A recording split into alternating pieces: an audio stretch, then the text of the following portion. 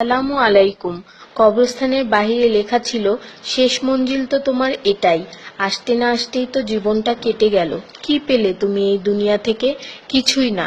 দেখতে দেখতে সবাই তোমাকে ছেড়ে চলে গেল। কবরের ডাক। তুমি কি কখনো আমায় মনে করেছিলে? তাহলে শুনো, আমার মধ্যে গহীন অন্ধকার, নামাজের আলো সাথে নিয়ে এসো। আমার মধ্যে অস্বস্তি বিদ্যমান, তাই কোরআন তেলাওয়াত সাথে নিয়ে এসো।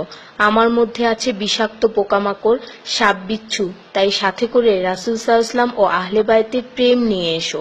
আমার মধ্যে আছে আগুন, তাই খোদাভীতির শীতল পানি নিয়ে এসো। মেসেজটি নিজের মোবাইলে সংরক্ষিত কন্টাক্টে সব মুসলিম ভাই বোনদের সেন্ড করুন। কে জানে, হয়তো কেউ আমল করাতে আপনারও গুনাহ মাফ হয়ে যেতে পারে।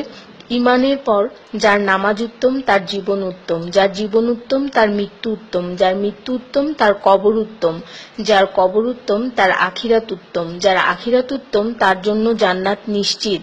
সো ডোন্ট মিস নামাজ। সোয়াবের জন্য হলেও অন্ততপক্ষে একজন বন্ধুকে তো অবশ্যই এই মেসেজটি সেন্ড করুন। আল্লাহ আমাদের উপর সন্তুষ্ট হন, আমিন। 5 জায়গায় হাসাহাসি করা সাধারণ গুনার চেয়ে 25 গুণ অন্যায়। 1. কবরস্থানে, 2.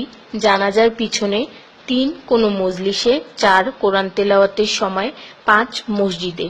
শুধু একবার কাউকে পাঠান, অনেক মানুষ এসব গুনাহ করা থেকে বেঁচে যাবে। একা আছেন, আল্লাহকে স্মরণ করুন। কষ্টে আছেন, মুহাম্মদ ও আলে মুহাম্মদের উপর দরুদ পড়ুন।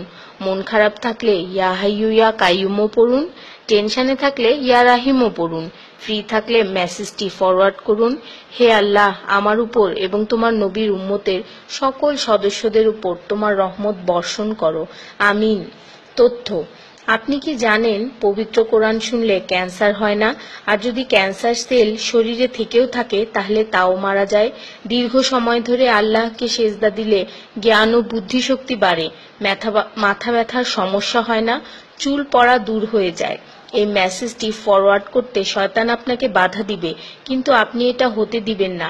আর সব কন্ট্রাক্ট নাম্বারে সেন্ড করে দিন। কোরআন ও নবীর সুন্নত ও তার সম্মানিত সাহাবী এবং আহলে বাইতের অনুসরণ করুন। ক্যান্সার একটি ভয়ঙ্কর রোগ।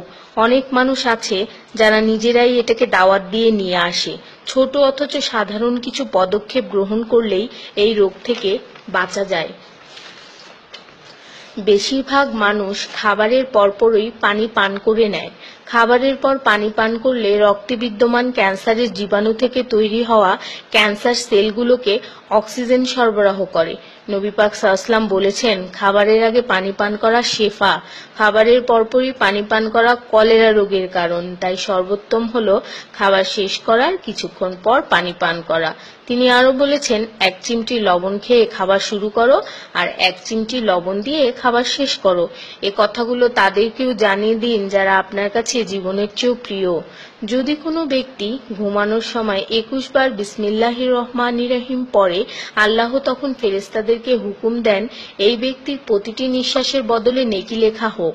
আপনার মোবাইলে যত নাম্বার সেভ করা আছে তাদের সবাইকে এটা ফরওয়ার্ড করুন, আর তখন দেখবেন কত মানুষ আপনার কারণে বিসমিল্লাহ পড়ছে।